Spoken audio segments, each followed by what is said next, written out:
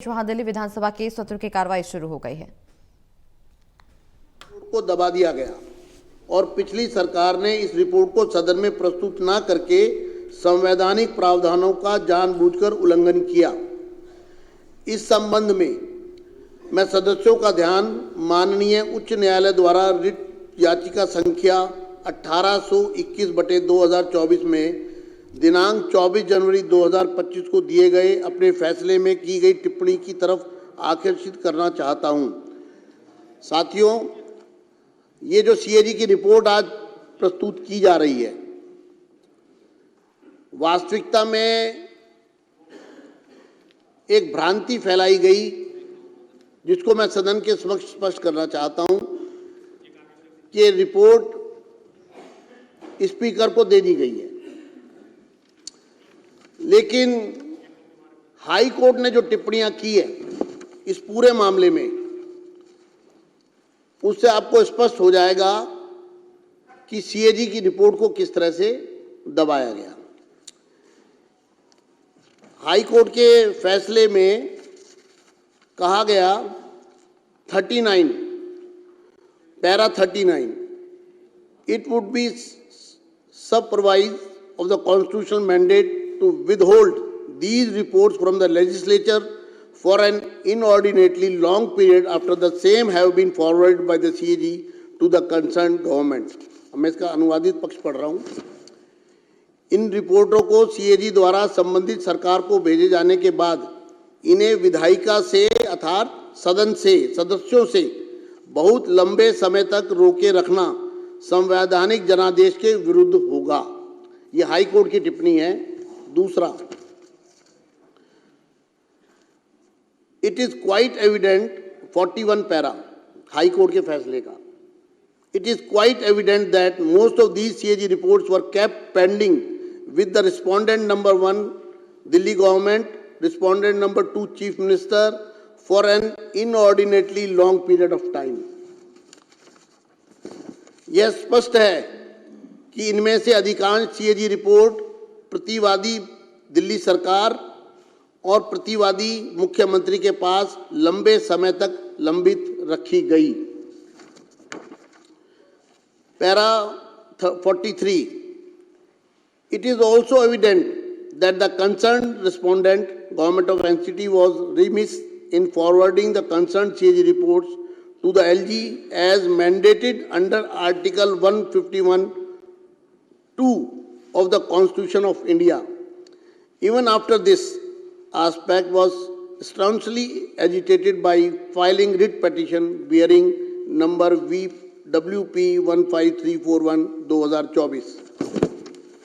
Court ने कहा, यह भी स्पष्ट है कि संबंधित प्रतिवादी दिल्ली सरकार ने भारत के संविधान के अनुच्छेद 151(2) के तहत उपराज्यपाल को संबंधित सीएजी रिपोर्ट अग्रेषित करने में लापरवाही बरती, जब जानबूझकर उसको रोके रखा, जबकि इस पहलू को रिट याचिका दायर करके जोरदार तरीके से उठाया गया था। अर्थात संविधान की अनुच्छेद 151(2) का खुला उल्लंघन हुआ और उस अनुच्छेद के अनुसार सरकार को यह रिपोर्ट एलजी के पास समय रहते भेजनी थी, लेकिन जानबूझकर सरकार ने रिपोर्ट को अपने पास दबाए रखा। ये हाई कोर्ट ने, ये जब आप लोग चर्चा में भाग लें तो आपको तथ्य आपके समक्ष होने चाहिए। Para 45 Even thereafter, the respondent, Government of Delhi, did not act with alacrity in the matter। इसके बाद भी दिल्ली सरकार ने मामले में तत्परता से काम नहीं लिया। कोर्ट में आने के बाद भी सरकार अड़ी रही रिपोर्ट को अपने पास दबा के रखने में। 46 ये हाई कोर्ट की टिप्पणियां पढ़ रहा हूं, जो किस प्रकार से संवैधानिक शक्तियों का उल्लंघन हुआ है, किस तरह से रिपोर्ट को छुपाया गया है। 46 It is quite evident there has been an inordinate delay on the part of the respondent government of Delhi in taking requisite steps for laying the CAG reports before the Legislative Assembly.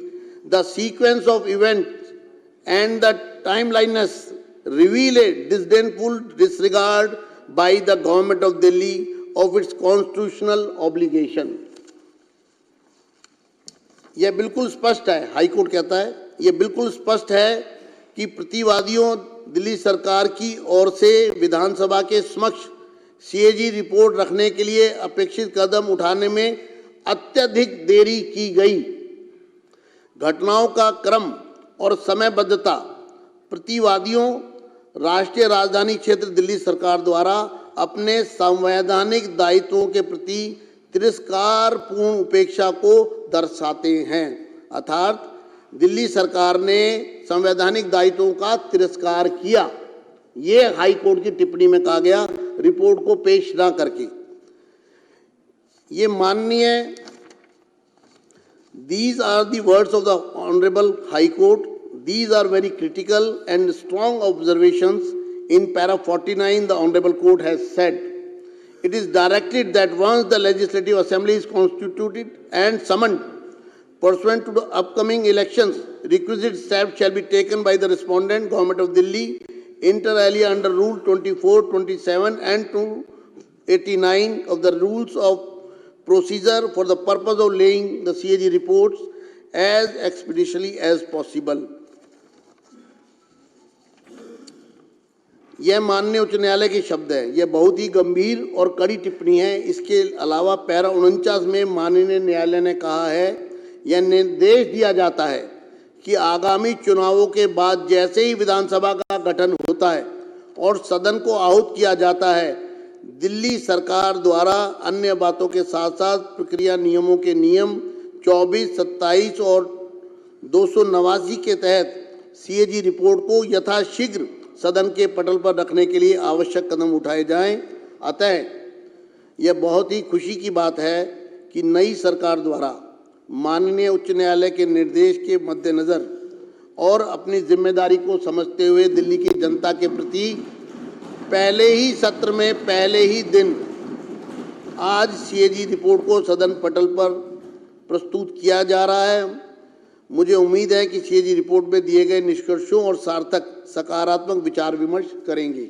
आज हम एक report ला रहे हैं, उसका कारण ये है कि ये वॉल्यूमिनस है, बहुत बड़ा, चूँकि ये पिछले कई वर्षों का बैकलॉग है और हम चाहते हैं कि दिल्ली की जनता के सामने सब चीज़ें बहुत स्पष्ट रूप से आए। इसलिए आज एक रिपोर्ट सदन के पटल पर रखी गई है और इसी तरह से आने वाले दिनों में दूसरी रिपोर्ट लाई जाएगी